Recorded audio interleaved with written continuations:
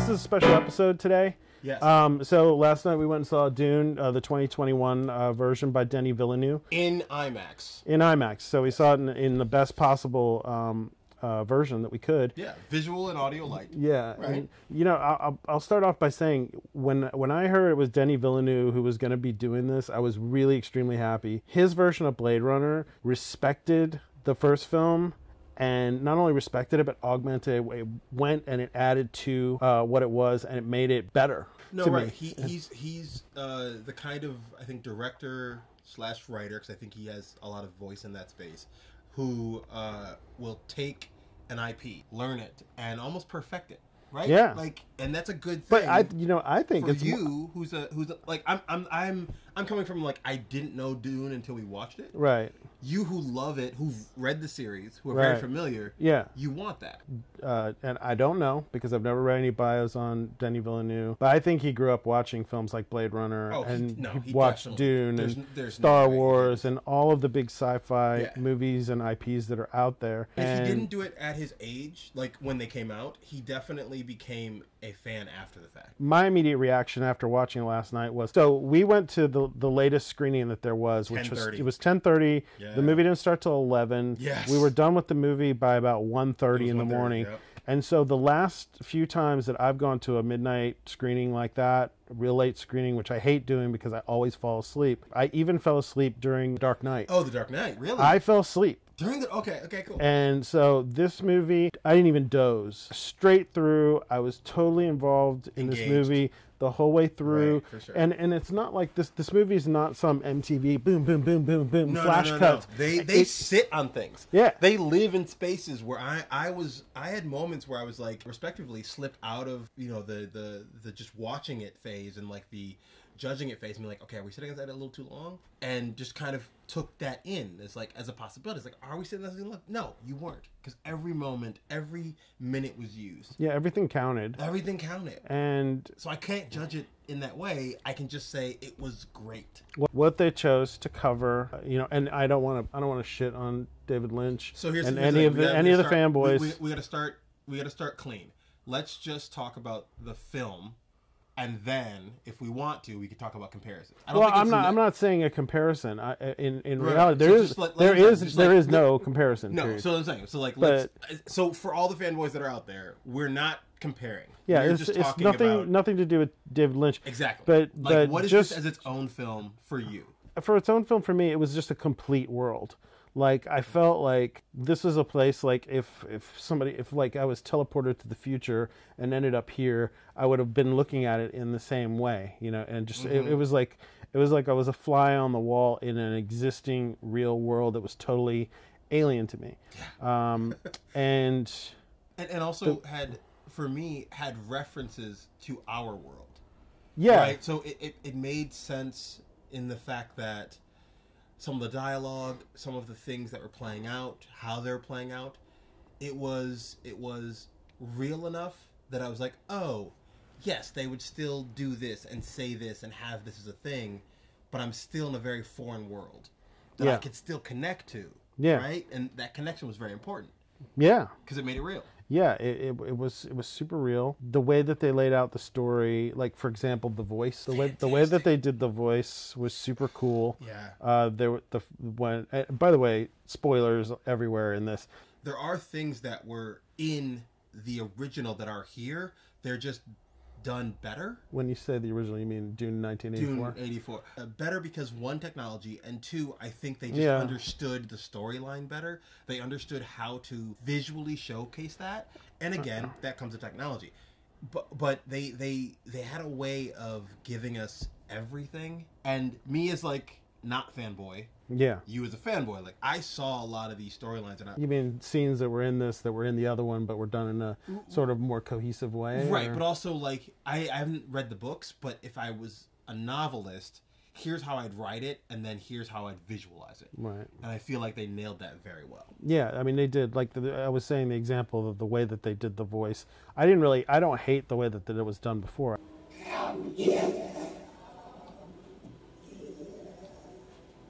I think it was done in a cool way. Oh, yeah. But this one, like when the mother Reverend Mother calls him to him, fucking and like echo. all of a sudden he's just like boom, he's right there.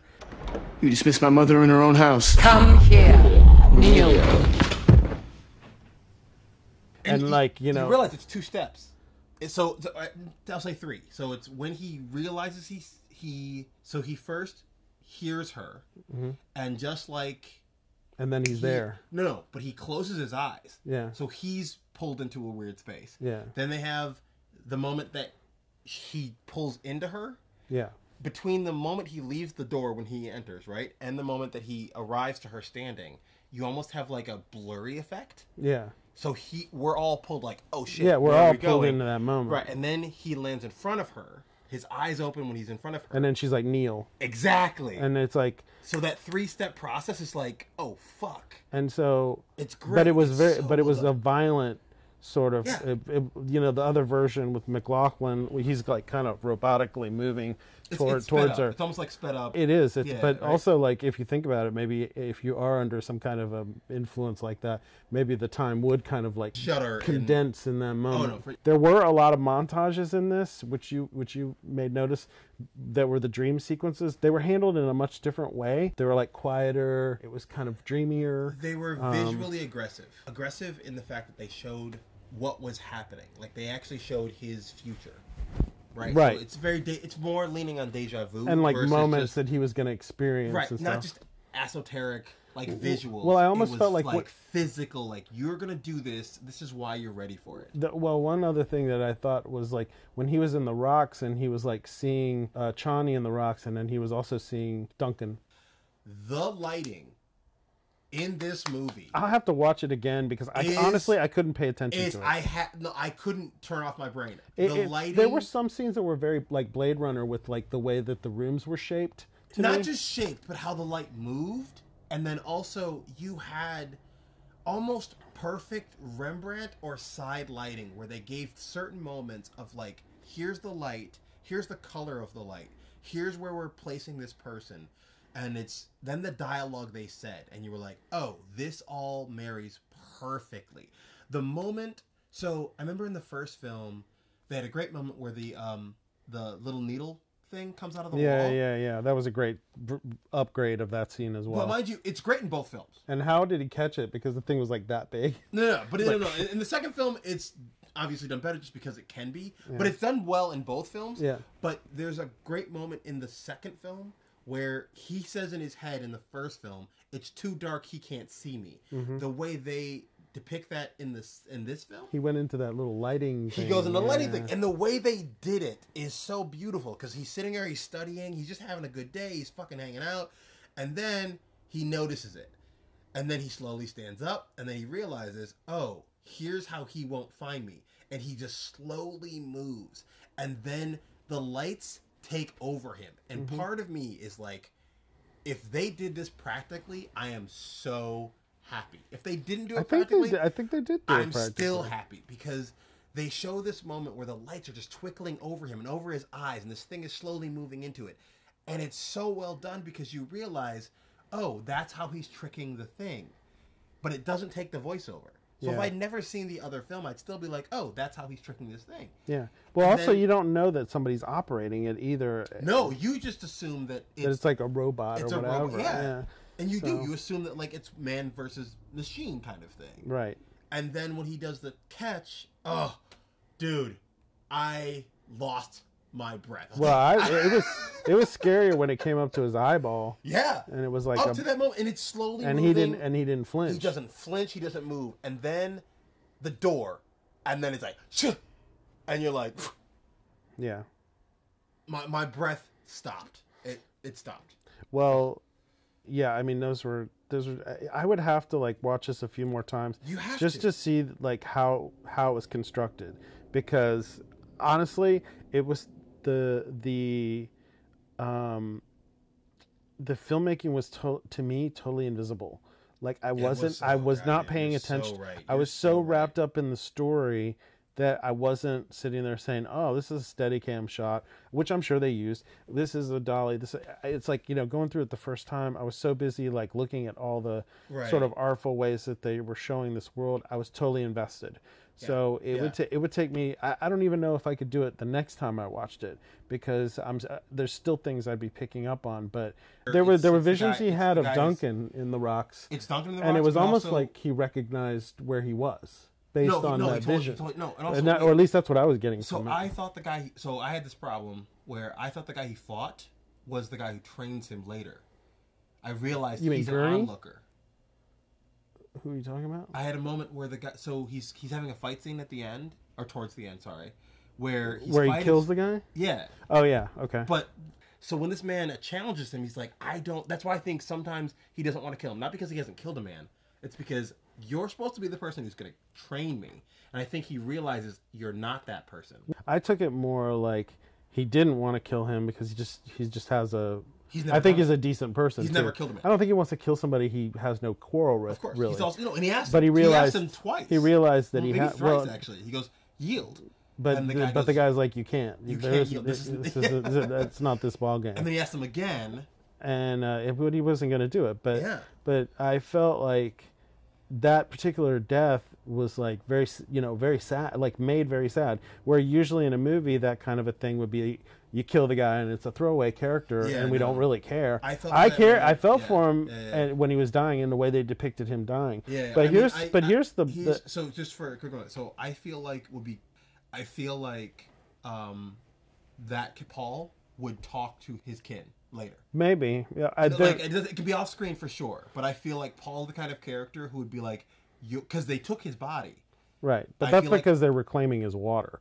So the way that they get rid of bodies is they literally take all the fluids out of their bodies and turn it into water. But I feel like Paul would reach out to the family and say, hey, he died in good... You know what I mean? Like he would have... I don't think that happens because the Fremen are really hard people. They're not given to like over emotionality unless it's violence. The Fremen's an interesting thing in this because the honor would be just received. It wouldn't be necessarily I think that their way of looking at it is, look, it's a fair fight. He asked for it, and it's a fair fight, and the boy won, and the boy may be our Messiah. They keep calling him the Mahdi, which, by the way, Mahdi is the word in Islam for the Messiah. There's a lot of Islam in this story. They borrowed a lot of that. I think they even call it jihad in this movie. They did in Lynch's version too. One will come, voice from the outer world, bringing the holy war, the jihad. Anyway, what I wanted to come to is the biggest change for me, and I think one of the better things that they did was they gave the Fremen a real character in this, because from the time that we meet Javier Bardem's Stilgar, he's like I don't care who you are. You're just the new occupants of the house. And and I have to make a comparison to the other film, because in the other film, the Fremen are a vehicle to help Paul up until the time where Paul meets them. They're kind of like, you're not really thinking about them a whole lot. And then you meet them. Yeah. And then you meet them. He bests them. And then the next thing you know, he's training them. And the next thing you know, he's leading them. Yeah. And then this Fremen, though, they have their own agenda, they have their own lives, they have their own existence that is like well defined in this story. They do a great job, I think, painting the picture of here's the indigenous being used to a colonist. Yeah, the colonizers. You mean. Right. And they do it very, very well, even in the sense of like, hey, you're just the new thing that I have to deal with. But even like, Paul's father, who's probably like the most lenient person they're ever going to meet as far as like his attitude, because he wants their help. He wants them. He needs their help. Well, he needs their help, but like he's like, but he respects. He's actively. Yeah. Well, he may respect them, but I think the thing is, he's like, these are the people I want to woo, because if they're fighting with me, I can beat back what he knows is going to be trouble with these other parties, the Emperor and there's the a great Baron. moment I think that doesn't come across in. Maybe it does, but I think it comes across maybe better in this. Maybe just because of the dialogue or the enemy of my enemy. Yeah, is my friend thing. I saw that more in this new version. Oh, yeah. Like he just says and does certain things where you're like, and maybe it's because also there's a moment before, early, he actually says, I don't want the Fremen as slaves. I Right. want them as a piece and parcel of my future, because I don't have a future if I don't have them. Right, but what I'm saying is, like, the way that Stilgar reacted to that is, look, you know, you're saying all the right things. Maybe you're good, maybe you're not. We'll find out. And then he's like, I got a jet. I'm out of here. And like, I feel Stilgar was Javier Bardem's character. Oh yeah. So when when he met with them, he hears him, he's like, cool, but I don't trust you until I trust you. Right. Okay. And it's like, and I don't think he trusted even up until the point where Paul meets him either. And you know, he's like, well, this is now the introduction of Paul and him, and like, we're really gonna see what you guys are about at this point. For sure. So it's like, that's why I say that now we understand that the Fremen have an agenda of their own, which is, Do not trespass in our lands. The desert was ours long before you came. Sure. They want to be left alone. Seems to me to be most of their agenda. So when the Harkonnens were around, they were hunting them, they were killing them, and they were treating them very poorly. You're the new guys in town. We'll see if you treat us poorly or not, but leave us alone is basically the attitude. And you know, down the road, if the Harkonnens had not killed the Atreides, maybe they would have been cooperating. I don't know, but you know, that's not what the case is. No, anyway. I don't think anyone's also ever. No one's really treated them like humans. Like, we live in our own space. You are you. We are us. Yeah, just leave us alone. Go away. But also, there's a respect there, because I do think no one's sent a. Well, they do have a relationship with him, at least. So I think by the time they'd show that ritual of spitting, which spitting is a respect symbol there, because for sure. to spit is to waste your water. Yes. I'm wasting my water on you. I respect you enough to do that, right? And so it's a sign of respect. And it was a funny moment also in the way that they did it. Right. But the thing is, it was funny. It was aggressive, and it was also passive. Well, see, going back to the old movie as well. So when they get to Arrakis, Duncan says, the Fremen are numerous, and I think that they're the allies we're looking for. So I think they are the allies we seek. They are strong, fierce. They do not give their loyalty easily or quickly. So there was an allusion to it. It was much more defined in this. And then when he actually comes and meets even him, when Duncan comes back, he goes, well, I've lived with them. He goes, there are millions. Yeah, there's lots of them. Oh, so they thought there was only 50,000. Right, and there's millions of these people living out in the desert. So so he's better well defined. So it's much better defined, and I think also that scene with Kynes, I thought she was really good in that part. Fantastic. I love that scene where they go to They give her way more. Like, they don't give that character, I think, enough space in the first one. In the second one, in the first one, they just take him to the desert to die. Take him to his desert to die.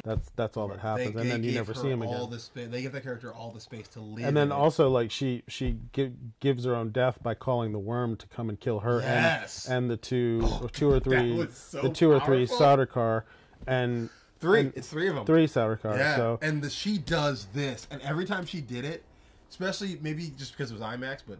Bro, I felt that. Yeah. Well, the sound design on this, and the sound of the thopters, the sound of the worms coming in, especially the thopters and the way that they would come in, it would shake the entire room. Yeah. That whatever the technology they used to make those things look real was remarkable. Because she did it, and it was like, I felt it, and then I was like, and I realized. You know, like 3 hits in, what she's doing. calling the worm. And I was like, oh, she's become a thumper. Well, so that other scene that she's in where she takes them to see the spice harvester, it's an important scene in the original Dune as well. Yes. It's in this one, like, I felt that immediacy of that moment in such a much more like, but that's a pretty important moment because she also sees how decent the Atreides are in that moment too, and she decides to help them later, which sets up her helping them later. Exactly. It was like her little lab or something from Paul, who I think he's perfectly cast. I think Zendaya's perfectly cast. It's beautifully performed. I really liked Oscar Isaac's Duke Leto, even though I really like Jurgen Prognau's Leto, and he seems like a decent fellow. I really, really enjoyed getting to know him a little bit better. Yeah. And feeling like he was much more of a full character as well. Yeah. In a little way, I miss the Kenneth Macmillan version of Baron Harkonnen. At the same time, this is like a very adult version of Baron Harkonnen, and he felt much more of a threat, whereas the other one felt kind of a little bit comic, I guess. Campy. He's campy. A little campy. No, yeah. he's campy. And here's the thing. I think they infused enough of the darkness within this world, because the campy version works because it's vibrant, right? This is very gray and tungsten. I like his character for the darkness because he removes the campiness of it. Is like he has a singular focus. Yeah. And he's just evil. He's just a nasty type of guy. Just a nasty but guy. in a sense, like, he's true to his word. Yeah. in his mind, he's true to his word. Like, he promises the Bene Gesserit that he's not going to kill Paul and Jessica. It's like the devil in the details. Yes, it's like it's you true make to his word. It's like you make the to bargain. his word. Well, to the letter, to the letter of, of his word, which is the word is exactly. I'm not going to harm them, Yep. but the desert will kill them. Yep, And exactly. oh, you want to join your wife? Here, join your wife. Here, join your wife. Which that even, and I knew it was coming. I still hit harder. It like, and just because the way he said it and the way he did it, I was like, "Fuck, dude." well, in the old Dune, he says she lives. She lives? Yes, did you? So there was an aspect of he thought that she was dead. And so when the Baron says, "Do you want to join your wife?" and he's like suddenly hopeful that she's alive. So in this, he thought she was alive and that she was going to be freed. Yes. And so Baron Harkonnen had freed her from her life. And he reconfirms. Yes. Oh, yes. I'm true to my word. I'm true to my word. And, he And does that do you want to multiple join times. her? Yeah. Slits his throat. Oh, and God. so and the fact that he did it Join that. himself, yeah. played a very different role as well, Yeah. because he kept on his promise. He's a different kind of awful. And I love his kind of awful. And I also love that also he has a reason to almost extra hate them and everyone else because they tried to kill him. Yeah. Right. And that gives him another reason for vengeance of like, okay, you know what? You didn't like in the other one he kind of laughs it off. He's like, "Oh, I'm alive." And this guy's like, "No.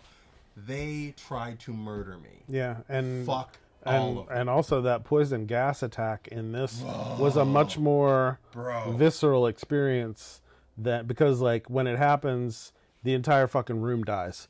Except also he is intimately there. Yeah. The only thing that saves him is his shield. That's it. It's shield and he floats. He goes above. And so he goes above. Yeah, that's right. He goes above and he goes so high that he's probably not affected the same as everyone else. I'm interested in the fact we haven't seen Fade Routha at all. So Mm-hmm. I'm interested in who that is going to be down the road. No lie, I love that we don't see the Emperor. Or the Guild Navigators. Yes, I feel like the Emperor almost should be that. Just so you know, don't see the Guild Navigators are not in the first book. There's not a lot of exposition in this. No, and it doesn't explain. Yes. It didn't explain that Paul was feeling his hand burning in the box. Oh, but they showed it But they so showed- well. The test is simple. Remove your hand from the box, and you die. What's in the box? Pain. Okay, we gotta talk about this real quick. This man playing Paul, this actor, it's a great job. He emotes in ways that I felt his pain. I felt his anguish. I felt his youth. Mm-hmm. I felt his learning. You're figuring it out, and I am with you. And you are. You believe it. That box sequence It was really good. is so good. Well, And then there's her that reaction part to where it, he's like in extreme pain. But then there's the part where he like stares at her and he's like defiant. Yeah, Like he's super like defiant. literally defiant. Like it seemed to me at that point he could have gone on until his hand literally was vaporized. Yep. And you know what's beautiful about that is that she speaks on it later. She goes, when he entered, he was defiant. His eyes were like his father's. Not just in the visuals, but also in the way he responds to her. Right. How dare you speak to me? How dare you... How do you use the voice on me? Voice on me. Yeah. And then later, he also says... It's probably the only time he's kind of like uppity, because it's more than just being defiant. It's like, I'm royal. How dare you treat me this way? How do you treat me this way? But then also... how dare you... Because earlier he goes, how dare you send my mother out? Now let's talk a little bit about special effects before we wrap this up. Okay, here. for sure. So through no fault of his own, David Lynch did this movie in 1984. Yes. Which means that his the special effects at the time were the best that they could be. It's an update beyond words. The shields were great. The shields are amazing. And I love that the shields are the same on the ships as they are on the people. They're great. One thing I was really struck by, there's a few shots of the Thopter. So the Thopter in this is laid out like a dragonfly, basically. Yep. So it even has beating wings like a dragonfly has. It has 4 wings. And I was really struck by that because vibrate this way. It felt very aerodynamic and like it could work. And it was very cool. There was a certain part where like they fold the wings back and they dive. They do the death dive. And it was really, that was super cool. But also there were some shots where you see Thopter in the foreground or something in the background or something. And the way that they shot it looked very, very real. And I was like, man, the way that they're laying in that special effect is very seamless. It was well done. It was well done. And then and the sandworms looked great. The sandworms, but also the build up to how it... And in the theater, like, you feel it. Only I will remain.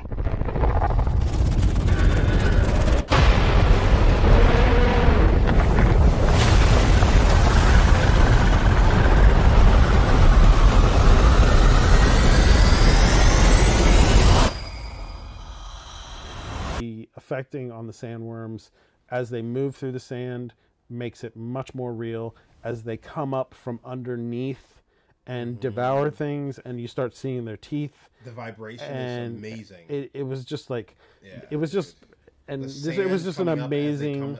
It was really, really well done. There was no expense spared, and it was an outstanding. It was outstanding sci-fi. And at the end of the movie, which it was a full theater, I would say about as full as it gets post-COVID. Oh yeah, it was like this was 75 to 80% full. I think more than that. I think it was like more like 90% full. Because you think the front wasn't full. The front wasn't full. That was the only. That's why I think it was. I would say 75 to 80 because the front wasn't full, and that's at least 100 people. Who wants to sit at the front though? But I would not sit in those front seats because then at an IMAX that means your neck is going to be. No, I'm just saying. This film, it got a standing ovation at the end of it. Also, people were outside. You mentioned this. And I walked outside of the theater and people were talking about it. Yeah, and they were buzzing. They were huddled around like they were just like these little. Like pockets of people, and they were all talking about the movie. And then when we were going out, there were people way younger than me, and they were talking about the film. Yeah. So, and I've heard a couple of people say, I haven't ever seen a film like that before. And it's like, this film is very artfully done, but it's sneaky in the way that it does it really well, and it doesn't like overwhelm you with trying to be too arty about it. This film was like, I knew I was going to like it. I went there wanting to like it, and I wasn't even slightly disappointed in what I saw. I felt like it was as good as it possibly could have been. I didn't walk out of there saying, well, I wish he'd done this, I wish he'd done that. I felt like that film did it right. My only wish is that this film makes a gajillion dollars, and it's going to. I hope so. It's going to. And the sequel, which I could have watched the sequel at 1:40 in the morning. I could have watched it the same night. Ladies and gentlemen, this movie is 2 hours and 35 minutes long. I felt like I could go another 2 hours. Yeah, it was. I told him right after. Literally, it was like when I watched Queen's Gambit on Netflix, and I was like 8 episodes deep, and it was 4 in the morning, and I was like, I could go another. One more episode. Just one more episode. I can do it. Netflix, are you still watching? Bitch, I am, and I could go for another hour. I could have gone and watched part 2 of Dune that night easily. And I wouldn't have gotten tired at all. I would have been perfectly fine. We gave Dune 1984. I think it was like 3 out of 5 David Lynch's hairs. I give this one. I think it was a 2 out of. I think it was a 2 out of 2.5. I give this 1 million David Lynch's hairs. He's got wonderful hair. It's great. Go see this fucking movie. Yeah. It was great. Go see it. That, go see it twice, definitely, or 3 or 4 times, which is what I'm probably. And then please comment and give us all the information, all the insight. This was one of those movies that is a goddamn. It only comes along every once in a while. It's a multiple course dinner. But you know what? It's multiple course dinner. It's kind of like how a Stanley Kubrick film, when they came along, they didn't come along as often as they should have.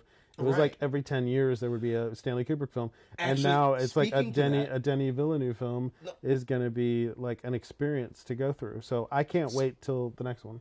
There aren't enough superlatives. I don't have enough words. I don't And this either. video has gone on way longer than the 10 minutes I had hoped it would go. So anyway, we're signing off. Don't forget to like, subscribe, and do all those things. And we'll see you on our regularly programmed show. Yeah.